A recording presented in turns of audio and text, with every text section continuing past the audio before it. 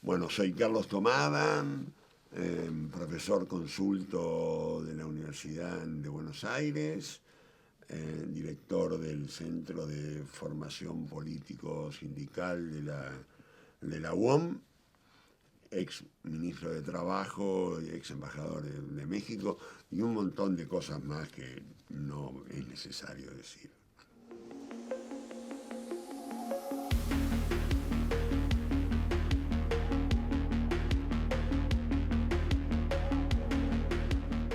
Estamos en el ciclo Los Derechos que Supimos Conseguir, un ciclo de entrevistas organizado por la Agencia de Noticias de la carrera de Comunicación.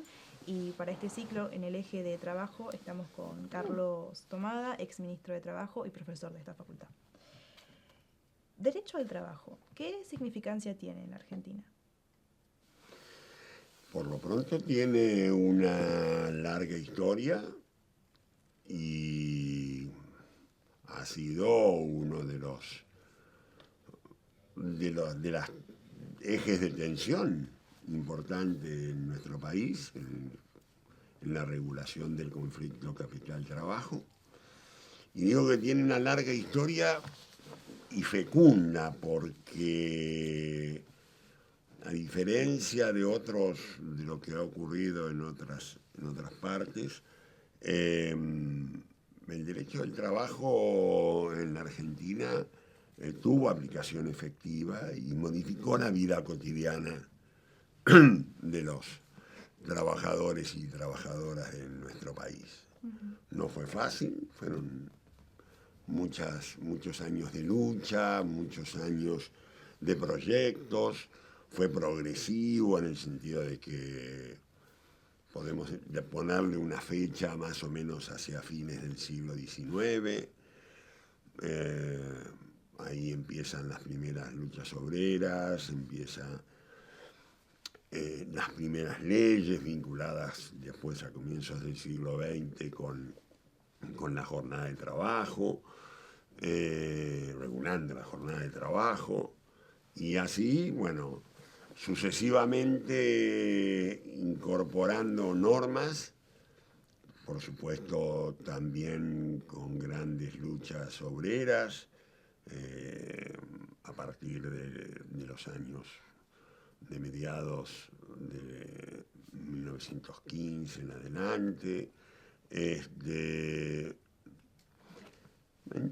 buscar hitos importantes. Yo diría que es fácil hablar del primer peronismo, pero sería ocultar, digamos, o quitarle, desvalorizar, digamos, toda una etapa previa conformada por la aparición de las ideas socialistas, anarquistas, comunistas, que arribaban a la Argentina de manos de la inmigración, sobre todo europea, pero también de las grandes derrotas, como la forestal, como lo que se conoció, los hechos de la Patagonia, los talleres Krieger-Bacena más adelante.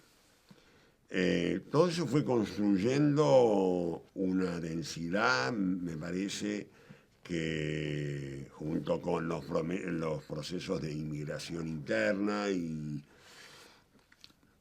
la situación de la posguerra mundial, creo que empiezan a dar lugar a un fenómeno que saca carta de ciudadanía el 17 de octubre de 1945, donde una inmensa movilización de trabajadores reclama por la libertad de Perón, que había sido hasta tiempo antes el secretario del Trabajo, que había otorgado una serie de derechos, tanto vinculado con las paritarias, con el aguinaldo, con toda una institucionalidad que yo diría que se consolida ahí sí a partir de ese momento, por muchos años, y que luego pasa a ser motivo de tensiones y disputas también, ¿no? Este, Con esto quiero decir que era un proceso que tenía avances y retrocesos. Y por supuesto que los retrocesos corresponden básicamente a los periodos de dictaduras cívico-militares que a partir del año 55, después del bombardeo de Plaza de Mayo y la revolución que se autodenominó libertadora, entra en una etapa donde hubo más hechos de, digamos, de resistencia vinculando el mundo laboral, porque el movimiento obrero tuvo ahí un rol muy importante, como una institución más, ya no solo del derecho laboral, me refiero al sindicato, sino como un sujeto político que irrumpe definitivamente en la Argentina contemporánea. ¿Qué distingue a la Argentina, usted que ha viajado y ha tenido cargos como embajador en otros países, qué distingue a la Argentina con respecto a legislaciones y derechos laborales conseguidos frente a otros países, no nada más de la región, sino del mundo? Yo creo que un poco esto, lo que estaba diciendo, es la presencia no solo de una legislación importante, de avanzada, que otros países como México, por ejemplo, también la tuvieron y antes que la Argentina. En 1917 la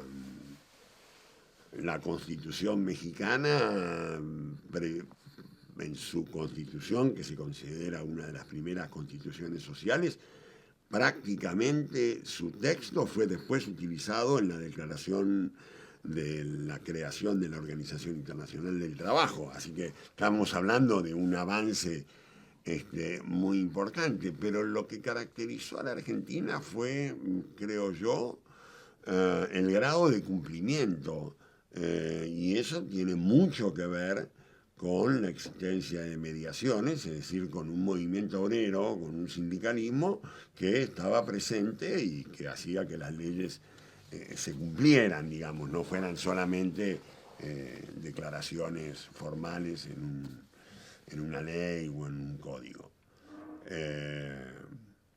Bueno, tal vez una de las mejores pruebas de eso es la ley de contrato de trabajo, que es una suerte de código del trabajo, sobre todo de derecho individual, que se sanciona en la tercera presidencia de Perón, cuando Perón regresa en el año 73.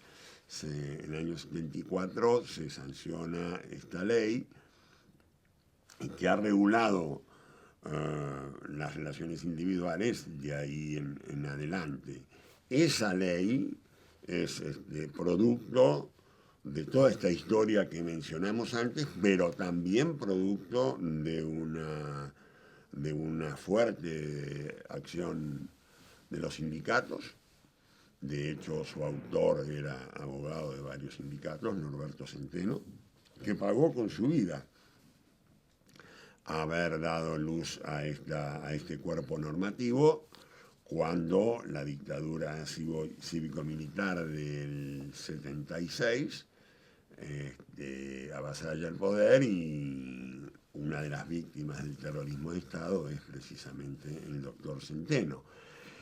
La primera víctima es la ley, ¿no? Porque la ley de contrato de trabajo sufre una serie de derogaciones, mutilaciones, reformas en sentido negativo, producto de una determinada concepción que tenía de lo que es el trabajo esa dictadura. Y los mandantes, sobre todo, las patronales que estuvieron atrás de ese golpe. Pero insisto, creo que la gran diferencia, siempre se ha dicho que en el caso argentino la brecha entre la norma y la realidad ha sido la más estrecha, la más pequeña de toda América Latina, ¿no? ¿Cómo ha evolucionado el tratamiento y diálogo en tanto derechos laborales y conquistas laborales en la Argentina en los últimos años? defina últimos años. Vamos a tomar,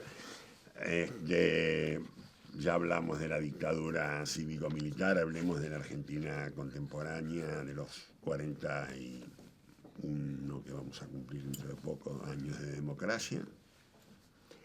Yo creo que tuvo los avatares propios de un proceso mundial que se desencadena a partir de la crisis del petróleo, la aparición del neoliberalismo como ideología dominante, no solo como ideología económica, sino también atravesando todo un cuerpo de valores y de principios que empiezan a ser puestos en cuestión.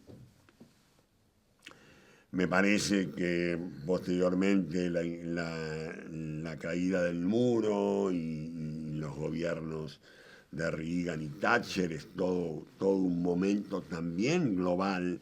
A veces los argentinos tenemos cierta tendencia a creer que nuestros procesos son únicos y exclusivos, y no es así.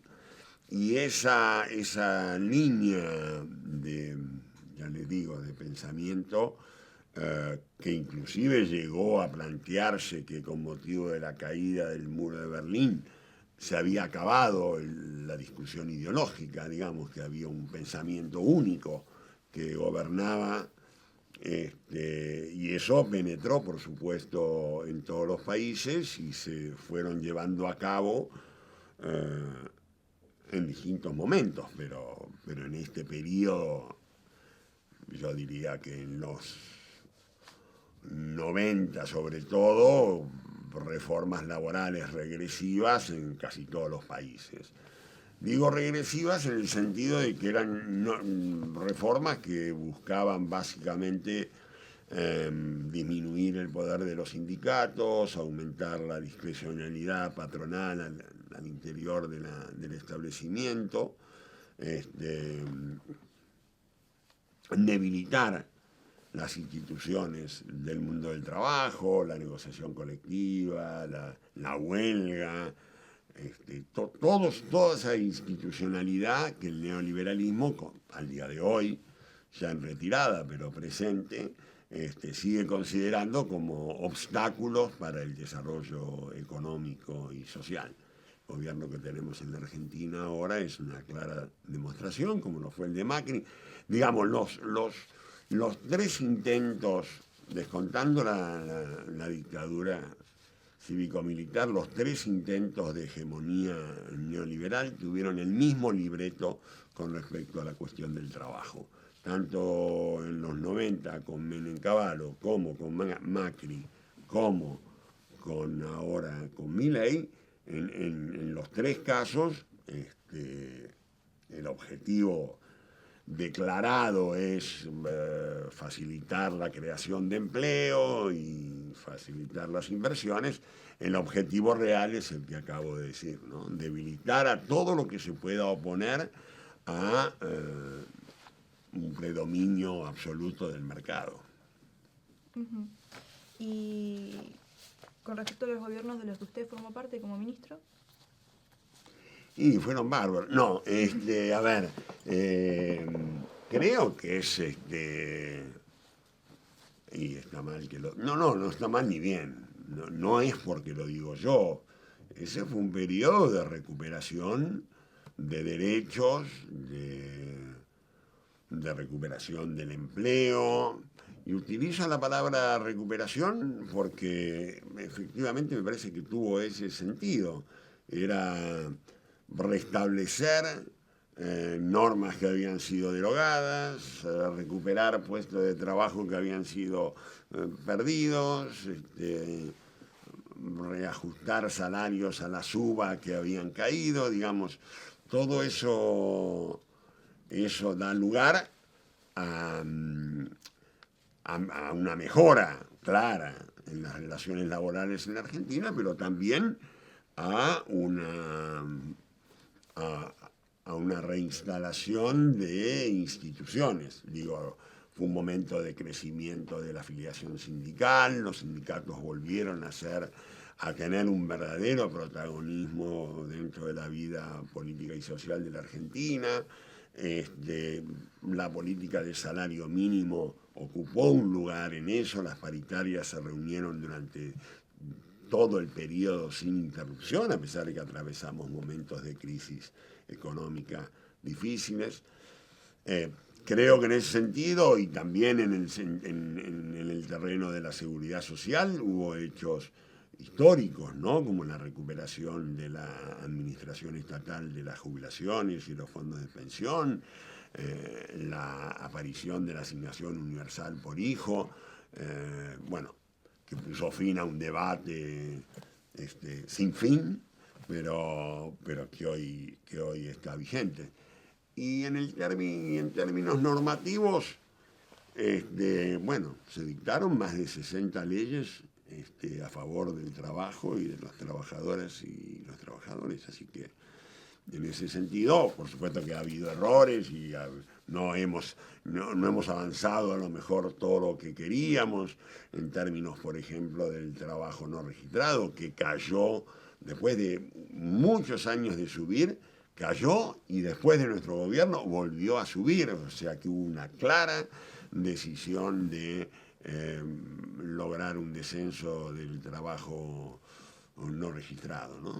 Entendiendo por trabajo no registrado un trabajo sin acceso a derechos por parte de las trabajadoras y los trabajadores. Me parece que con eso, para dar una mirada general. En la actualidad, con quizás ideas avaladas por este gobierno, se ha instalado en la sociedad que el justicialismo, el peronismo, ha abandonado las banderas del trabajador para catalogarse ahora como asistencialista. ¿Cómo se contradice esto? Bueno, esas palabras dichas o puestas en boca de funcionarios que proponen arrasar la justicia social o que ven a la presencia de las instituciones como obstáculos, me parece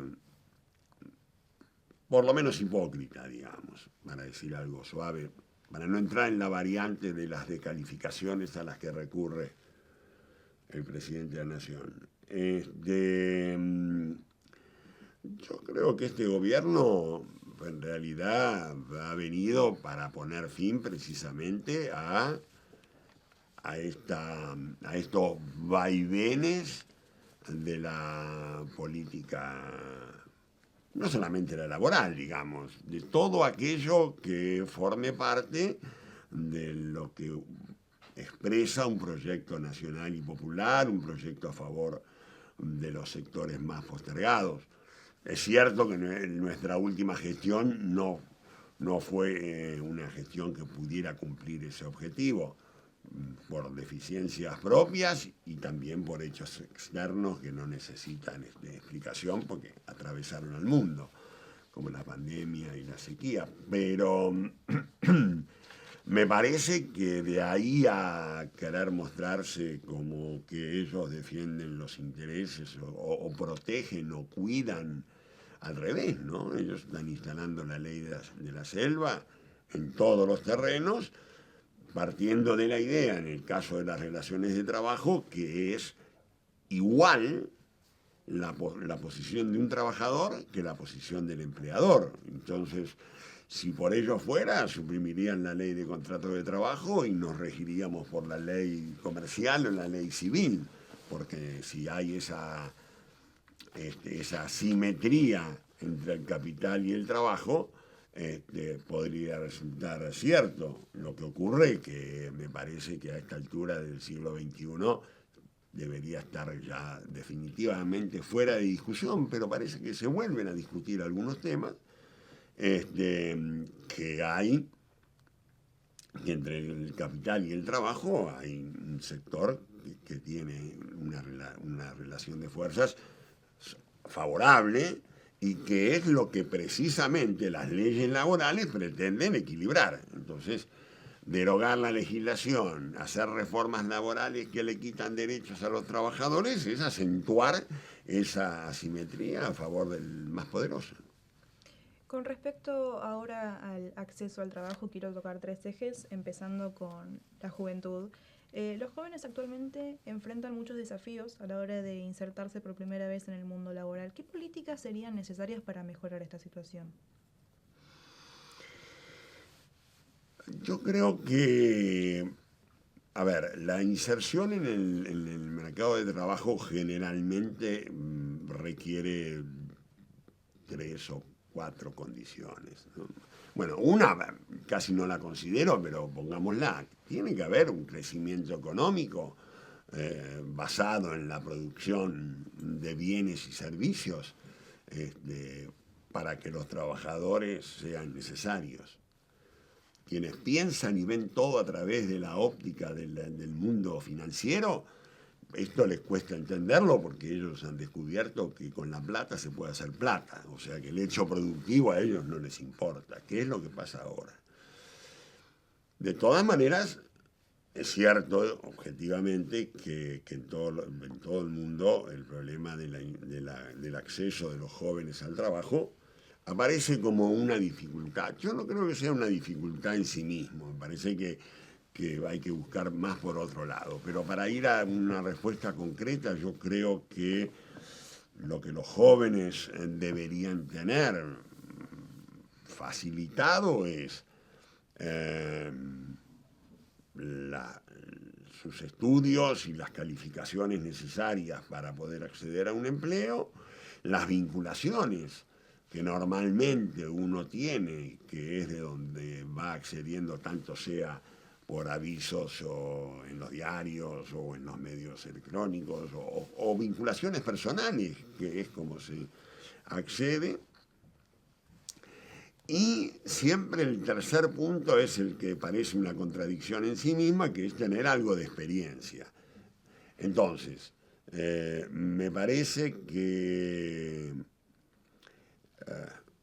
una de las cosas, quienes pensamos que el Estado todavía tiene un rol muy importante que cumplir, pensamos que el Estado debería ayudar a todos aquellos que no tienen esas condiciones, tal vez por razones de nacimiento, tal vez por razones familiares, tal vez por vínculos, digamos, proveérselas de todas maneras, ¿no? Y bueno, eso nosotros lo intentamos, lo hicimos durante muchos años. De hecho, además había programas especialmente dirigidos a la inserción laboral de los jóvenes, tanto en términos de el que se llamó Progresar, pero también con becas, también con subsidios al propio trabajador, y el empresario complementaba hasta llegar al salario de convenio, en fin, un soporte, digamos, institucional, construido desde el Estado, que me parece que apuntaba precisamente a poner en igualdad de oportunidades a aquellos jóvenes que sí lo tenían y a muchos jóvenes que no tienen esa posibilidad. ¿Por qué cree que en los últimos años ha aumentado el número de jóvenes que emigran, que buscan mejores o más oportunidades laborales en el exterior? Porque el país no le ha dado las oportunidades. Creo que la movilidad también tiene otras explicaciones. Creo que hoy hay más facilidades, más posibilidades de conectarse, más posibilidades de tener información. Pero, digamos, eso en todo caso es contexto. La verdad es porque el país en los últimos años no le ha dado, en los últimos años realmente últimos, no le ha dado oportunidades. No nos olvidemos que en la época que nosotros fuimos gobierno volvieron mucha gente, sobre todo gente vinculada al mundo de la ciencia, pero también ciudadanos de a pie que volvieron a regresar a la Argentina entendiendo que se estaban dando las condiciones para volver a instalarse y crecer acá. Todo el mundo prefiere vivir en su país, sin lugar a dudas. Con respecto a mujeres, siguen existiendo todavía muchísimas barreras para el acceso al trabajo para las mujeres. ¿Qué políticas también concretas o cómo pueden las políticas laborales fomentar una mayor equidad con respecto al acceso al trabajo? A ver, yo creo que se ha avanzado mucho, yo creo que el movimiento de mujeres es uno de los hechos más trascendentes en términos de movimiento social que ha tenido el mundo y nuestro país en los últimos años, llamado a tener un gran impacto en el mundo del trabajo. Algunas cosas han ocurrido y faltan muchas más por ocurrir.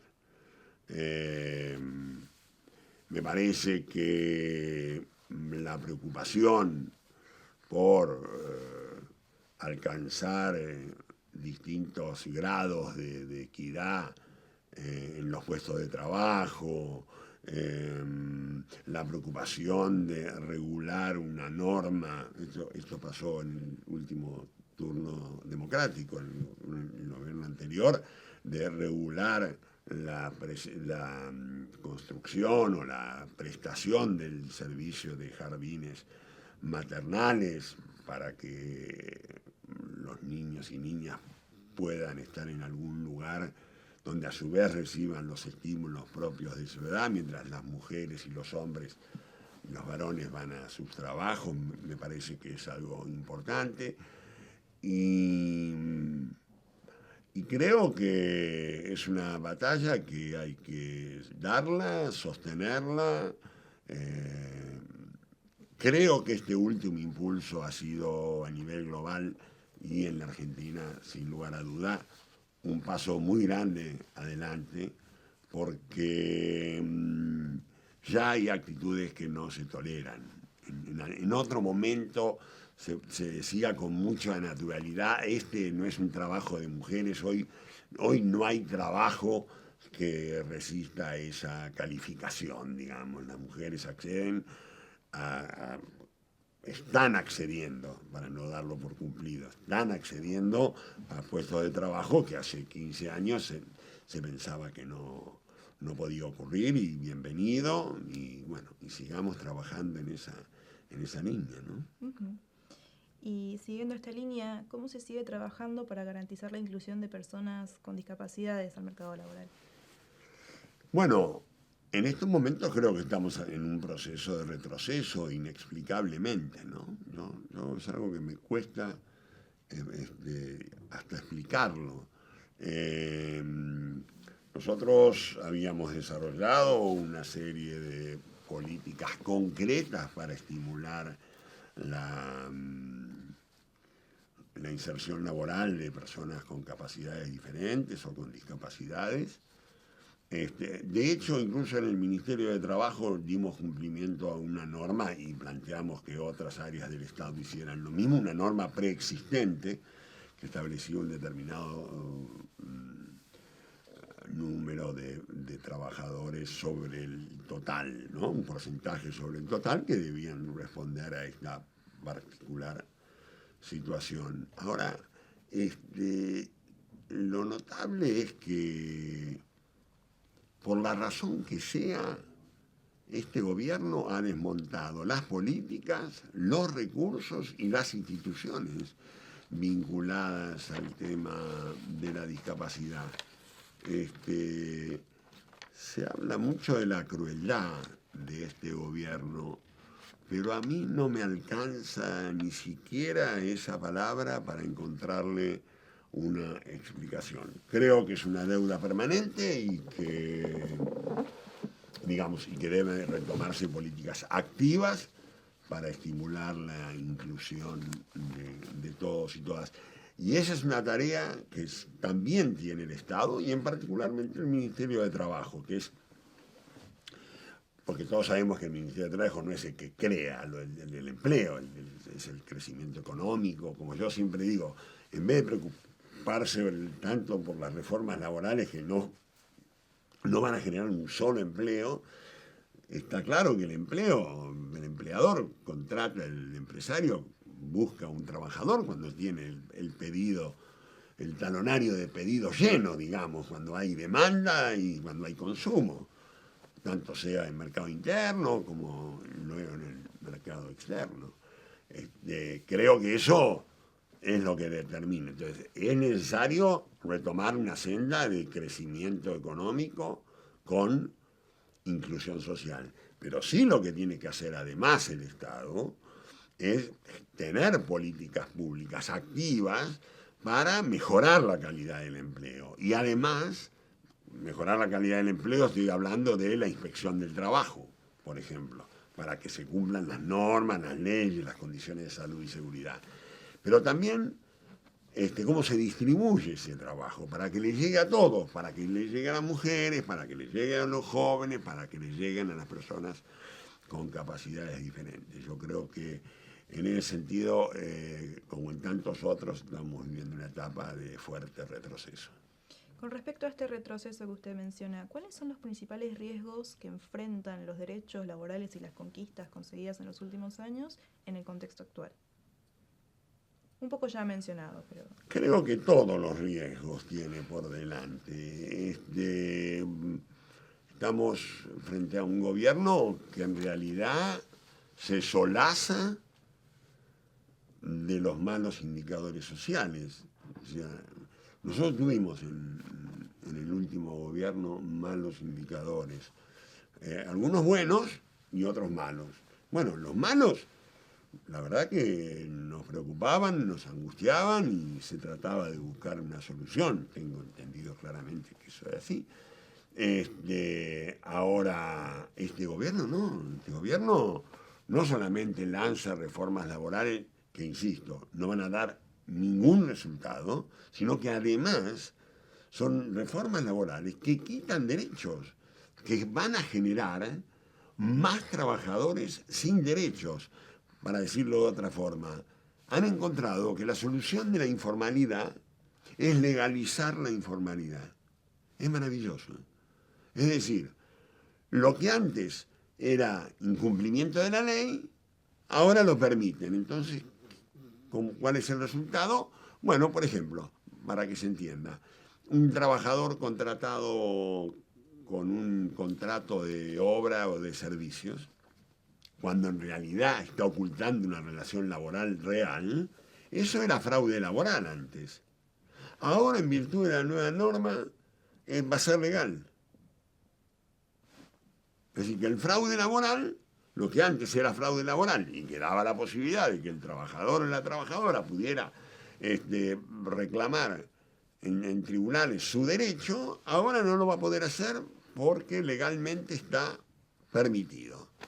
Lo mismo que la figura de los 3 colaboradores que dependen de un autónomo. O sea, ninguno, el autónomo porque es autónomo y es como el patrón, digamos. Y los otros 3 que ya no se llaman trabajadores, son 3 colaboradores que no tienen derechos. No los tienen ni los pueden tener, porque tampoco sirve ese argumento. No, porque ahora había gente que no tenía derechos, ellos no sienten que han perdido nada. Bueno, no sienten que han perdido nada, por un lado, pero esa gente podía reclamarlo, ese derecho, ante la justicia, y la justicia se lo reconocía y entonces se cumplía el objetivo legal buscado. Bueno, ahora no. Ahora todo eso se está terminando. Y piensan seguir adelante. Y piensan seguir adelante con este tipo. Yo digo, si este gobierno cumple sus objetivos, nosotros no vamos a conocer la Argentina emergente. No la vamos a conocer. No va a tener nada que ver con la Argentina que conocimos, con valores, con principios, nada. ¿Cuáles podrían ser las motivaciones para impulsar estas precarizaciones laborales, esta legalización de la informalidad? Una concepción ideológica que se basa en la idea de que todo lo debe regir el mercado, cuando sabemos que cuando solamente el mercado es el que distribuye, siempre distribuye inequitativamente, siempre a favor de los más favorecidos. Y los resultados están a la vista. Mira, Hubo un tiempo donde los salarios y la productividad crecían al mismo tiempo. Salarios y productividad. Hasta los mediados de los 70. Luego los salarios empezaron a crecer un poco más lentamente y la productividad empezó a crecer brutalmente. Bueno, ¿cuál fue el resultado? Que hoy en el mundo hay trabajadores formales en empresas formales que son trabajadores pobres, ¿sí? Y estamos asistiendo al mismo tiempo a la concentración económica más grande que haya habido nunca. El 1% de los habitantes de este mundo tienen más que el resto, todos juntos.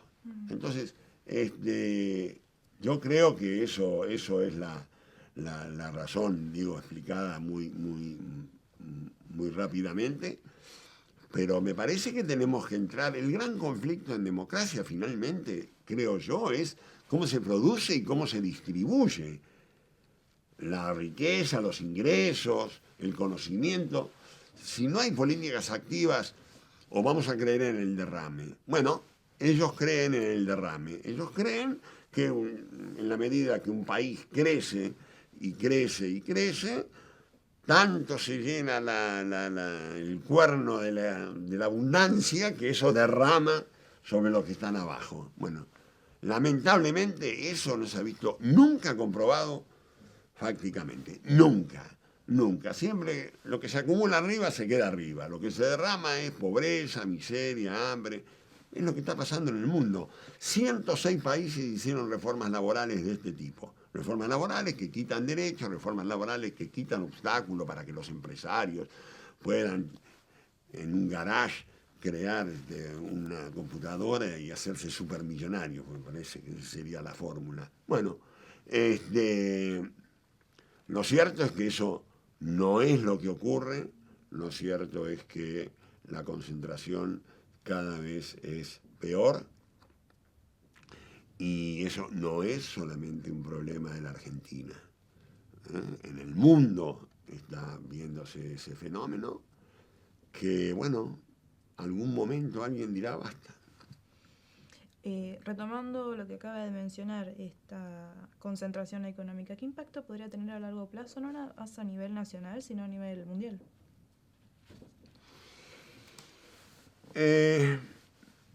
No me lo quiero ni imaginar, pero el mundo ha conocido grandes transformaciones y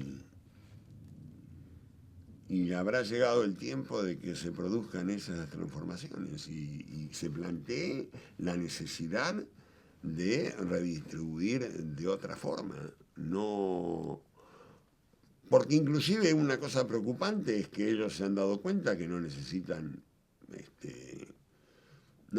mucho consumo. Con el consumo de unos cuantos millones pueden vivir y muy bien. Hay que ver, no sé, es una incógnita. Seguramente yo no veré el resultado. ¿Qué opinión le merece esta vuelta a un sistema de vida, a un proyecto de vida basado en la meritocracia? Una hipocresía dicho por los que forman parte de la oligarquía, la aristocracia, las élites, ponen el nombre que quieran. Todos los que defienden la meritocracia los rascás un poquito y de meritocracia poco. Lo que tienen es ser herederos, ser hijos, ser parientes, haber nacido en ambientes muy favorables. No, yo creo en el esfuerzo en el trabajo, creo en el esfuerzo colectivo, creo en la solidaridad, sigo creyendo que esos valores nos hacen mejores personas, hacen mejores sociedades y no me resigno a pensar que esto no tenga nunca ningún límite. De hecho, las revoluciones tecnológicas, quién sabe si no son una solución para redistribuir mejor. Pero siempre que haya redistribución, si es para que vivan mejor 3 millones de personas, no sirve. Y por último, ¿qué legislaciones o políticas concretas serían necesarias para ver esa Argentina emergente? Yo creo que la Argentina, en un contexto bastante oscuro, digamos, como este que estamos señalando, tiene grandes posibilidades de emerger porque, bueno, no voy a decir ninguna novedad, pero todos los bienes que el mundo hoy está demandando, Argentina los tiene y algunos de ellos inexplorados y con posibilidades de ponerlos activos. Creo que la Argentina, a pesar de todos los embates contra la educación pública, tiene un nivel científico-tecnológico respetado y reconocido en el mundo, que también es otra alternativa. Los clásicos recursos de lo agroalimentario, digamos, van a seguir existiendo. El turismo en la Argentina también tiene un futuro muy grande, es una actividad que puede crecer con puestos de trabajo, digamos, tanto de punta como lo más primarios. Así que, en todo caso, lo que me preocupa es el modelo de país, ¿no? Si esa plata, si esas ganancias, si esa explotación es solamente para que se la lleven afuera, tanto sea porque no se le agregue valor agregado a los recursos naturales, como que el dinero lo sigan evadiendo y poniéndolo afuera y encima dando clases de ética por televisión, tipos que son evasores reconocidos, y me preocupa porque entonces el excedente que vamos a tener con nuestros recursos energéticos, mineros y demás, se va a dilapidar otra vez y, y creo que entonces sí la sociedad va a quedar en esta ola que hay favorable para adelante para Argentina, va a haber perdido una enorme oportunidad de cerrar las brechas que lamentablemente todavía tiene en estos momentos, ¿no? Creo que ha dicho más de lo que podía imaginar, así que muchas gracias. Bueno, te agradezco, espero que haya sido útil. Un placer, ha sido.